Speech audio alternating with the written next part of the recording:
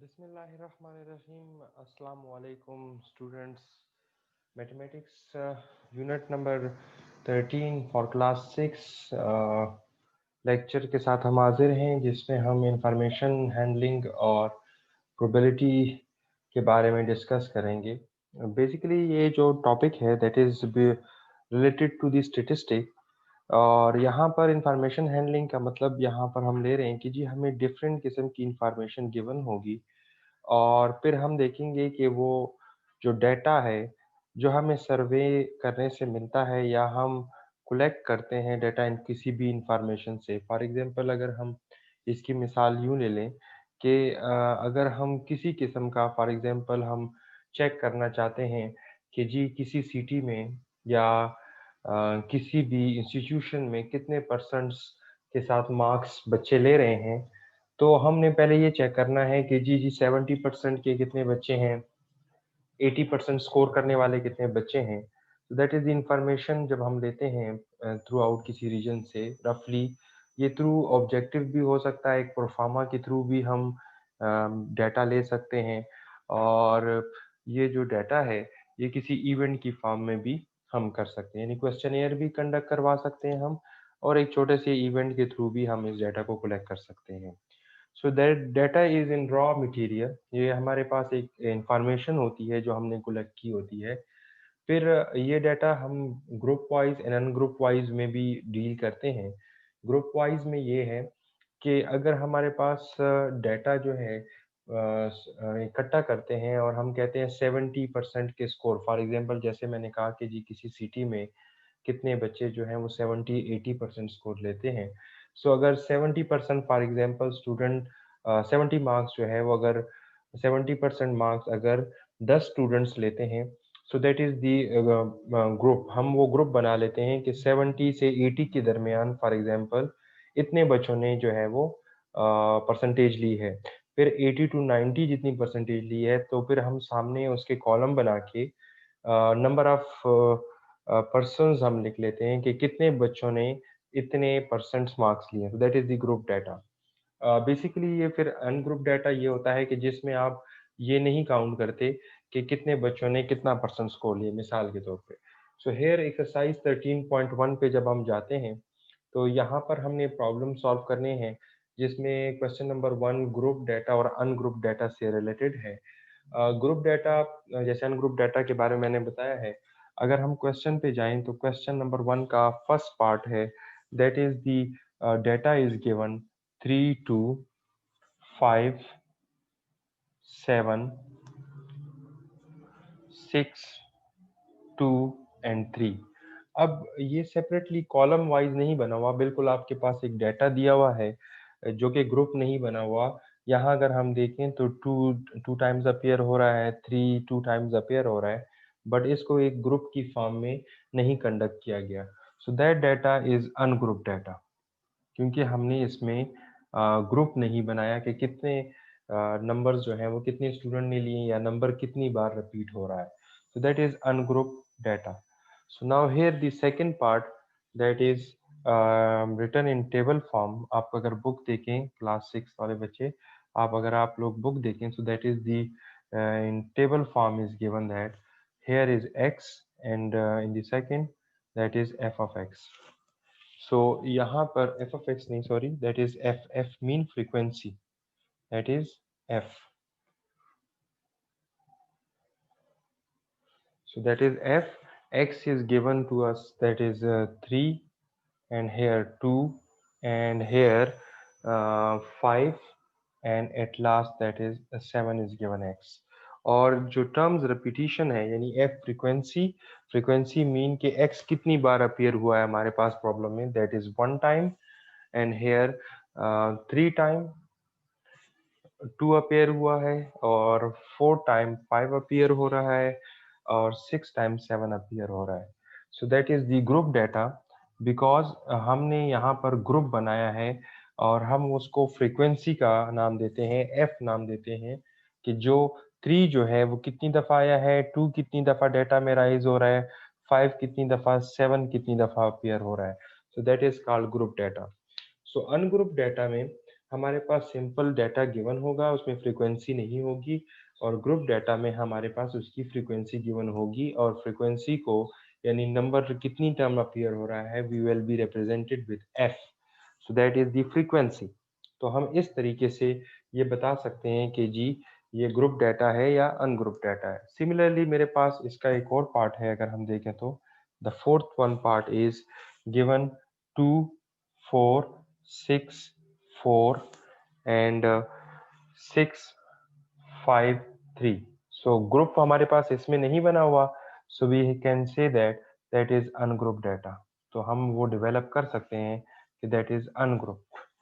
ठीक है, तो इस तरीके से हम बता सकते हैं कि ग्रुप डाटा है या अनग्रुप डाटा है, और क्वेश्चन नंबर 1 हमारा सॉल्व हो जाएगा इस तरह। जी, नेक्स्ट नेक्स्ट हमारे पास है mean. What is mean?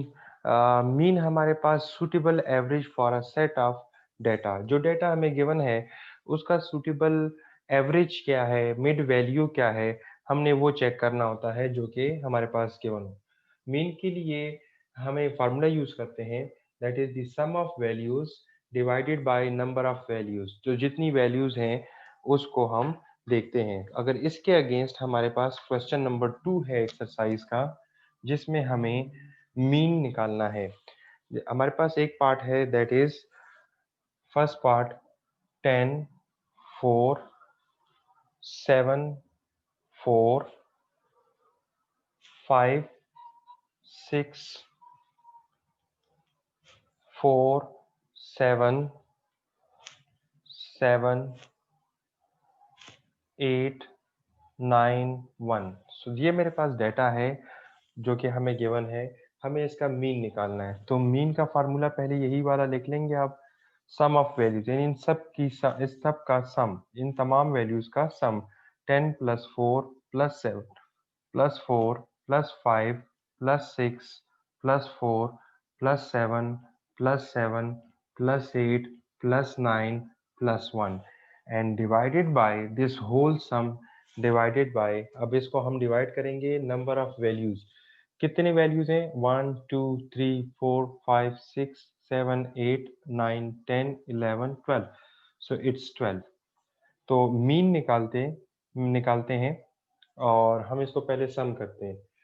10 plus 4 14, 14 plus 7 कितना हो जाएगा हमारे पास? 21, 21 प्लस 4 25, 25 प्लस 5 30, 36 40, 47, 47 प्लस 7 कितना हो जाएगा हमारे पास? 54, 54 प्लस 10 दैट इज 54 प्लस 10 कितना हो जाएगा आपके पास? 64, 64 प्लस 8 इज व्हाट? अगर 64 को 8 के साथ ऐड करें तो we get from here 72 divide by 12। ठीक है, तो हमारे पास कितना आ जाएगा? 64 के साथ जब हमने ऐड किया तो 72 डिवाइड बाय 12। अब 72 को 12 से डिवाइड कर लें, सो 12 6 are 72। So we get the mean of that data is 6। So हमारे पास इस प्रॉब्लम का मीन एवरेज कितना आ जाएगा? 6 आ जाएगा, और हमारा ये प्रॉब्लम सॉल्व हो जाएगा। इसका एक और पार्ट देखते हैं with same formula question number 2 का, कि मीन हमने निकालना है।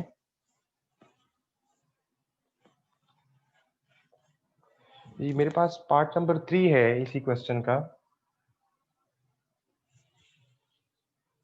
-6 4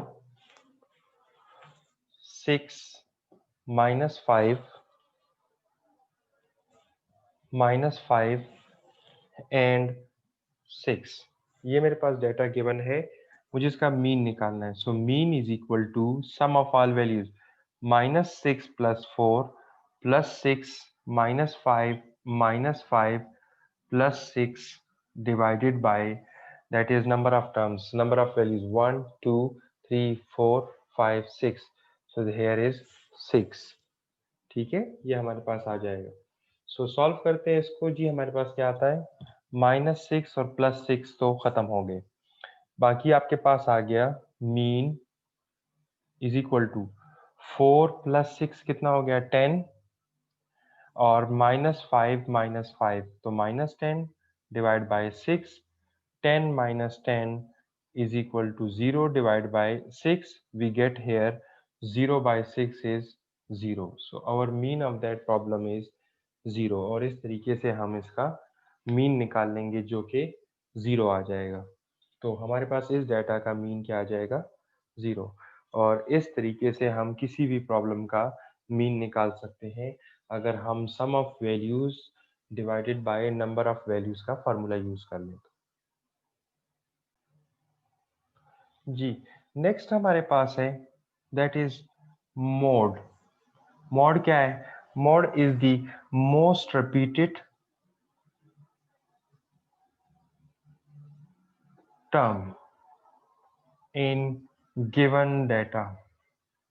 प्रॉब्लम में जो भी डाटा हमें गिवन होगा उसमें जो सबसे ज्यादा रिपीटेड टर्म होगी that is called the mode of the problem. ठीक है, ये हमारे पास मोड होगा और हम उसको फाइंड करेंगे। So here the question number 2 same, इसी क्वेश्चन का हमने मीन निकाला था और हमें अब इसका मोड निकालना है। So here the first part is 10 4 7 4 5 6 4 7 7 8 9 1. So we can find we are trying to find the mod of the function।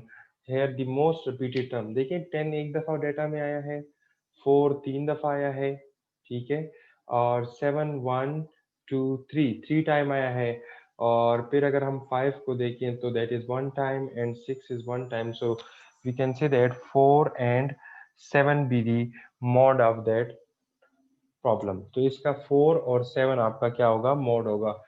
Mode एक भी हो सकता है और एक से ज्यादा भी हो सकते हैं किसी भी डाटा में, और किसी डाटा में मोड नहीं भी हो सकता, ये भी हमारे पास केसेस है, हो सकता है। So here the second part two find the mode of that function is here second part is -6 4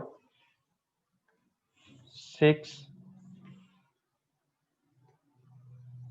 -5 and -5। For example मैं ये प्रॉब्लम लेता हूँ तो इसमें सबसे ज्यादा रिपीटेड टर्म जो है that is -5। So mode is equal to -5। तो यहाँ इस प्रॉब्लम में आपके पास मॉड क्या आ जाएगा -5 आ जाएगा।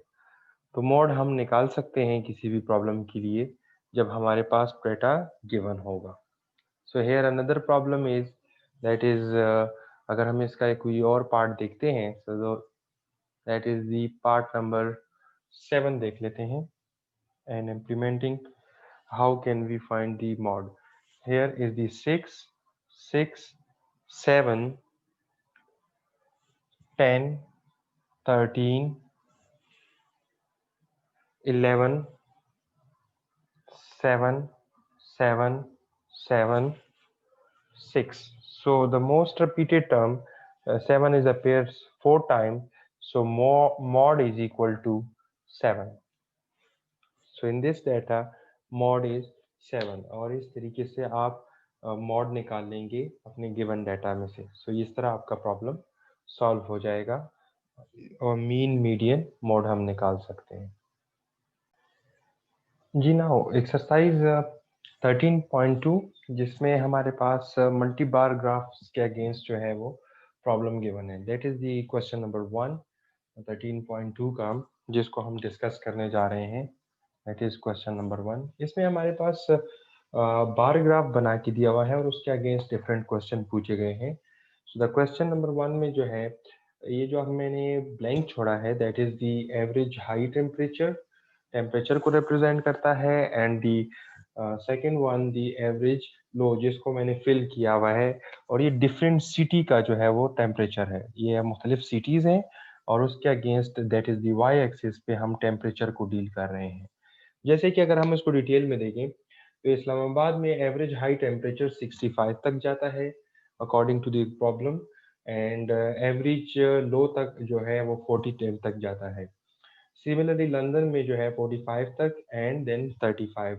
मॉस्को में हमारे पास ये गिवन है and the last one is Tokyo का है जो कि हमें दिया हुआ है, that is the temperature in Tokyo. तो टोक्यो में हमारे पास जो टेम्परेचर है वो 40 एंड 20 है, यानी एवरेज हाई जो है वो इतना है। अब ये डिफरेंट टेम्परेचर्स गिवन है और इसके अगेंस्ट क्वेश्चन पूछे गए हैं। Question number 1 is which city has the coldest temperature, किस सिटी में सबसे ठंडा होगा। आपको पता है जैसे जहाँ टेम्परेचर कम हो वहाँ ठंड ज्यादा होती है। So the first part answer जो आपके पास होगा that is the Moscow, because यहाँ पर अगर हम ग्राफिकली देखें तो सबसे कम टेम्परेचर है, उसका हाई टेम्परेचर 25 है और जो हमारे पास नेक्स्ट उसका टेम्परेचर है दैट इज दी 10। ठीक है, 25 इसका हाई है और लो इसका एवरेज जो है वो 30 है। So that is the our problem, जो कि हमारा पहले पार्ट का आंसर हो जाएगा कि मॉस्को में सबसे जो है वो कम टेम्परेचर होता है। Next question, which city has the average highest temperature, किस सिटी का एवरेज हाईएस्ट है। अब ये देखिए यहाँ से स्टार्ट करते हैं, तो एवरेज हाईएस्ट जो है वो 40 टोक्यो का है, 55 रूम का है एंड सिमिलरली मॉस्को का 25 है, 45 जो है वो लंदन का है एंड 65 इस्लामाबाद का है। So we can say that that is the answer is Islamabad. ठीक है, एवरेज हाई टेम्परेचर जो है वो सबसे ज्यादा इस्लामाबाद का है और हमारा पार्ट जो है वो सॉल्व हो जाएगा। How many cities have an average temperature greater than 50 Fahrenheit? हमारे पास जो टेम्परेचर है वो कह रहे हैं कि एवरेज टेम्परेचर ग्रेटर देन 50 कितने सिटीज का है। तो हम वो सिटीज के नाम भी लिख सकते हैं और कितनी सिटीज हैं जिनका एवरेज टेम्परेचर जो है वो ज्यादा है 50 से। सो हम एवरेज निकालेंगे सबसे पहले। Here how can we find the average, ये नहीं कहा कि एवरेज हाई या एवरेज लो, दोनों का एवरेज निकालेंगे। 60 और 65 इस्लामाबाद का चेक करते हैं कि इसका एवरेज क्या आता है। एवरेज कैसे निकालते हैं, नंबर को ऐड करके 2 से डिवाइड कर लेते हैं, that is 105 divide bye 2। We get from here that 2 5s are 2 2s are and point आपके पास जाएगा तो ये 5s are. So we get from here that is Islamabad temperature is more than 50 degree. ठीक है, so now here the next one is 45 and 35, इसका 50 से above नहीं होगा, आप चेक कर लें। 45 plus 35 divide by 2, so we get from here 80 divide by 2 that is less than 50 degree. ठीक है, ये लेस देन है 50 डिग्री। और अगर हम नेक्स्ट चेक करें 25 प्लस 10 ये भी लेस होगा। 25 55 प्लस 30 को अगर आप चेक करें so that we get from here 85 divide bye 2, so that we also is less than, so 70 that is also less than, so only one city ऐसी है जिसका टेम्परेचर 50 से above है, that is Islamabad. So answer is only one city have an average temperature greater than 50। So ये ज़्यादा होगा हमारे पास इससे। So similarly अगर हमें लेस का कहता है तो हम लेस का भी फाइंड कर सकते हैं और प्रॉब्लम को हम रिजॉल्व कर लेंगे। ठीक है, अगर हमें कहें कि लेस देन 50 जो है वो 20 किस किस का है, तो 20 से मतलब लेस देन अगर 20 की बात करें तो नेक्स्ट है लेस देन 20। सो हेयर अगर हम इन दोनों को देखें तो 70 को 2 से डिवाइड करेंगे, so we get 35, that is not, that is also not. To see the temperature of Moscow 25 plus 10 divide bye 2, we get from here 35 डिवाइड bye 2 that we get from 17.5, so Moscow the right answer, यानी Moscow का temperature जो है वो 20 से less होगा। अगर हम इस प्रॉब्लम को देखें तो हमारा इस तरीके से ये प्रॉब्लम सॉल्व हो जाएगा और ये हम इस तरीके से मल्टी बार ग्राफ के प्रॉब्लम को रिजॉल्व कर सकते हैं। अगर आप देखें तो इसका क्वेश्चन नंबर नेक्स्ट जो है 2 3 आप इस तरीके से सॉल्व आउट करेंगे। प्रॉब्लम आपका सॉल्व हो जाएगा। नेक्स्ट है probability. What is probability? Probability is the number of chances to appear something, यानी किसी टर्म्स के कितने चांसेस हैं। फॉर एग्जांपल अगर हम एक कॉइन को टॉस करें और हमारे पास उसके हेड और टेल आने के कितने चांसेस हैं, जैसे हम कहते हैं कि जी उसके दो फेसेस होते हैं, head and tail, so maybe head आए और मे बी टेल आए, so that is the 50-50 chances, and we say that 1/2 be the chances of each one. Similarly अगर हम डाइस को फेंकें तो फिर उसके जो है बात करें तो फिर हम कहेंगे जी कि उसके 6 फेसेस होते हैं, और फिर उसके आउटकम्स की बात कर लेते हैं तो वो फिर क्या होंगे। Here exercise 13.3 that is related to the probability कि जी हमारे पास प्रोबेबिलिटी क्या है। जैसे क्वेश्चन नंबर 1 है, क्वेश्चन नंबर 1 में लिखा है देयर आर 10 कार्ड्स,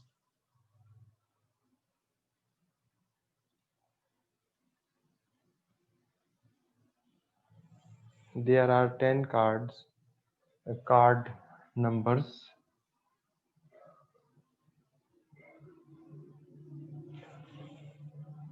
1 to 10, 1 से 10 के दरमियान। if one card is picked,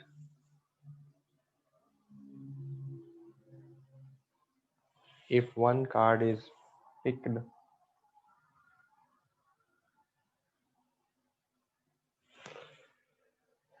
at random,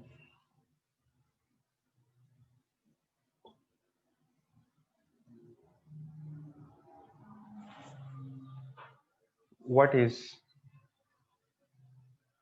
p for probability? ठीक है, what is p greater than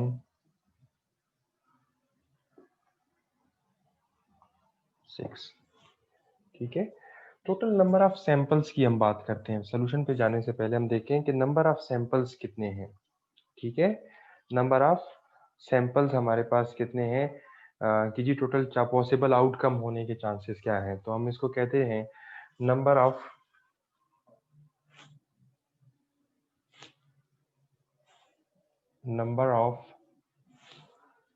all outcomes, जितने जो है वो ऑल पॉसिबल आउटकम जो पॉसिबल है उसकी बात पहले करते हैं, पॉसिबल आउटकम्स। देखिए जैसे कि 1 से 10 तक हैं तो 10 में से कोई भी डिजिट आ सकता है, that is 10। Number of all possible outcome is 10। और जिस प्रॉब्लम में हम इंटरेस्टेड हैं, यानी हमें क्या चाहिए, नंबर ऑफ फेवरेबल, जो प्रॉब्लम में गिवन है, मतलब जो हमें चाहिए favourable outcomes is greater than 6, यानी 6 से बड़ा होना चाहिए। तो मे बी 7 होगा, 8 होगा, 9 होगा या 10। 7, 8, 9, 7, 8, 9, 10, सो इन चारों में से कोई होगा। So possible outcome is greater than and suitable for us, that is 4, यानी इन चारों में से कोई होगा, 1, 2, 3, 4, तो 7, 8, 9, 10 में से कोई होगा, that is the number of chances is 4।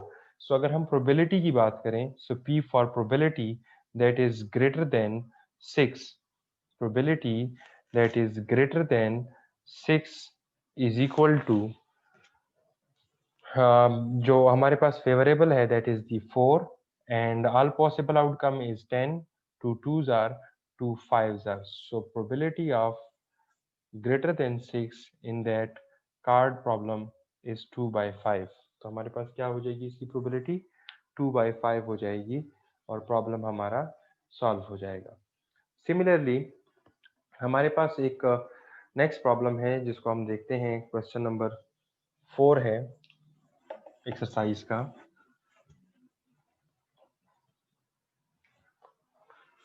So here the question number 4. In question number 4 say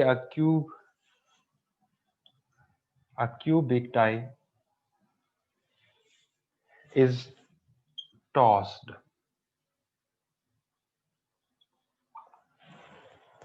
Find the following probability. So first one, probability of less than equal to 5. Number of samples की बात करते हैं, या number of all possible outcomes। देखिए अब जो dice है यानी कि हम क्यूबिक डाइस की बात करें तो 6 फेसेस उसके होते हैं। तो 6 फेसेस में 1 भी आ सकता है, 2 भी आ सकता है, 3 भी, 4 भी, 5 भी एंड 6 भी। So possible outcome is all possible जो आउटकम है दैट इज दी 6। नाउ हमें किस में यहाँ प्रॉब्लम में इंटरेस्ट है? नंबर ऑफ फेवरेबल आउटकम्स जो हमें चाहिए that is equal to less than equal to 5, यानी 5 से छोटे, 5 एंड 5 से छोटे। सो that is 1 2 3 4 5, that is the 5। So probability of that is favourable कितने हैं? 5 एंड पॉसिबल कितने हैं? 6। So your required answer is 5/6 और आपका प्रॉब्लम सॉल्व हो जाएगा। सिमिलरली इसका पार्ट नंबर 3 है दैट इज P ऑफ 8। 8 होने आने के आउटकम्स क्या है? मतलब इसमें तो 8 है नहीं। सो अगर हम बात करें पॉसिबल आउटकम तो सेम है, ऑल पॉसिबल, ठीक है। बट फेवरेबल जो हमें चाहिए इस प्रॉब्लम में that 8 is can not appear, so it's mean 0 time. So your probability to outcome of 8 is 0। आपकी प्रोबेबिलिटी क्या हो जाएगी? 0 हो जाएगी। Now fourth part is probability of even number. So even number कौन कौन से हैं? 2 is even, 4 is even and 6 is even. Total कितने इवन नंबर हैं? दैट इज 3, यानी 3 टोटल इवन नंबर है। Divide by all possible outcomes, table cancel करेंगे 1/2, we get from here 1/2। So probability of even number outcome is 1/2 और इस तरीके से आप प्रॉब्लम को रिजॉल्व कर लेंगे, ठीक है। आपका प्रॉब्लम सॉल्व हो जाएगा और प्रोबेबिलिटी आप इस तरीके से निकाल सकते हैं। तो यहाँ तक हमारा जो है वो यूनिट है 13, जिसमें हम मीन, मॉड और मल्टी बार चार्ट जो है या ग्राफ हम बात करते हैं कैसे हम बनाते हैं। और फिर उसके बाद हमारे पास प्रोबेबिलिटी है जिसमें हमने नंबर ऑफ चांसेस देखने हैं कि जी कि किसी प्रॉब्लम के अगेंस्ट जो है वो किसी नंबर के आउटकम्स के आने के चांसेस कितने हैं। So that is our lecture related to unit number 13 और यहाँ हमारा लेक्चर कंप्लीट होता है।